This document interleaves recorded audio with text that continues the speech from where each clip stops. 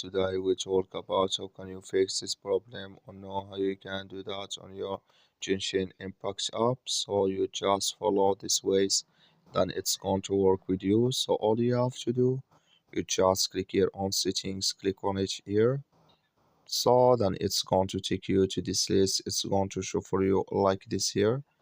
So then all you have to do next, you just go down here, you keep going down, then you click here on apps, you come to apps list, and here you're looking for Genshin Impact app, or just click on search, then here at Genshin Impact, you just click on it, then you come to next here, click here on first stop, click on OK, then you go down, you just click on storage, so then you come to storage list here, click on clear cache, then all you have to do, you just go to your Play Store, click on it here.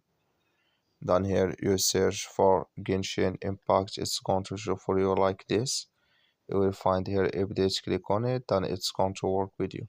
That's all you have to do. That's all. Thank you for your watching. Don't forget to support us by liking, subscribe.